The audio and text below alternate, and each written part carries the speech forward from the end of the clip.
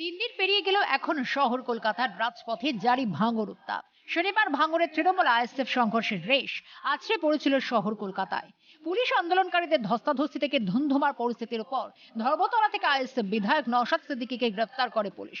ইতিমধ্যে 4 দিন ধরে তিনি রয়েছেন পুলিশ লকআপে। পীরজাদা নওশাদ সিদ্দিকীকে গ্রেফতার এবং পুলিশি অত্যাচারের প্রতিবাদে বুধবার রাস্তায় নামলেন নাগরিক সমাজের প্রতিনিধিরা।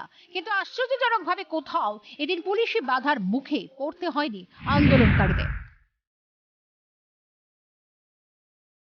বুধবার সকাল থেকে আঁটুসাঁটু নিরাপত্তা ছিল শিয়ালদহ স্টেশন চত্বর জুড়ে।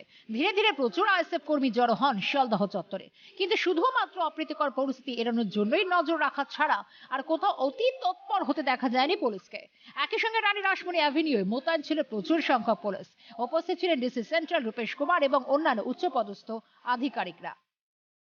যে রণক্ষেত্র কলকাতা শহর দেখতে পেয়েছি এবং তাতে নওশাদ সিদ্দিকী আইএসএফ বিধায়ক তিনি কিন্তু এই মুহূর্তে আটক রয়েছেন, গ্রেপ্তার করা হয়েছে তাকে এবং তাকে মুক্তি দিতে হবে সেই দাবিতেই কিন্তু আজকে যে নাগরিক সমাজ তাদের পক্ষ থেকে, নাগরিক মঞ্চ তাদের পক্ষ থেকে আজকে একটি মিছিলের ডাক দেওয়া হয়েছে। তা কিভাবে সুনিশ্চিত করা হয়েছে, একই সঙ্গে ইতিমধ্যে যে আইএসএফ কর্মীরা তারা এই শিয়ালদা স্টেশনে জমায়েত করতে শুরু করেছে, তারাও কিন্তু ছড়িয়ে ছিটিয়ে রয়েছে।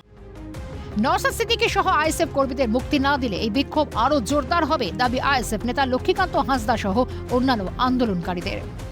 এই দাবি ছিল, আপনারা জানেন যে 21শে জানুয়ারি ইন্ডিয়ান সেকুলার ফ্রন্টের প্রতিষ্ঠা দিবস ছিল।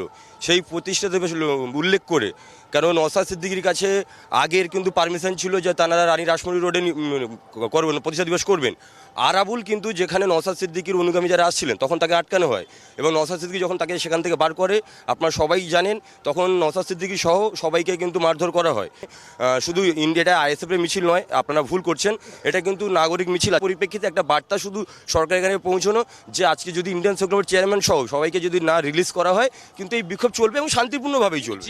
আমরা জানি প্রশাসনের দিক থেকে তারা যদি সক্রিয় ভূমিকা নেয় তাহলে আমরা আশা করি কোনোদিন এই বঙ্গ থেকে শুরু করে এই শহরের বুকে কোনো ঝামেলা হবে না। সেই দিনে প্রশাসনের সঙ্গে শাসক দলের কিছু দুষ্কৃতীরা মিশে গিয়ে এই পরিবেশ করেছিল শনিবারে, যার জেরে আমাদের বিধায়ক, আমাদের ইন্ডিয়ান সেকুলার ফ্রন্টের চেয়ারম্যান নওশাদ সিদ্দিকী গ্রেপ্তার হয়েছেন। মিছিলে পা মেলান অভিনেতা নাসিরুদ্দিন শাহের ভাইজি এবং ফুয়াদ আলীমের স্ত্রী তথা সিপিএম নেত্রী শায়রা শাহ আলীম।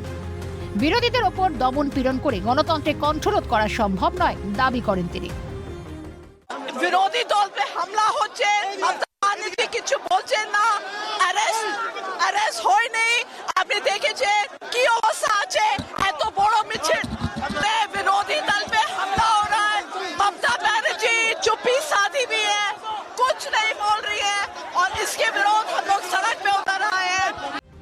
যদিও শেষ পর্যন্ত বিনা বাধাতেই ধর্মতলা পর্যন্ত পৌঁছায় এদিনের মিছিল। অন্যদিকে আইএসএফ নেতা নওশাদ সিদ্দিকীর গ্রেফতারের প্রতিবাদে রাজপথে মিছিল করে বিজেপি সংখ্যালঘু সেল। মল্লিকা সেন লেন থেকে কলেজ স্কোয়ার পর্যন্ত হয় মিছিল। কলেজ স্ট্রিটে অবরোধ করা হয়।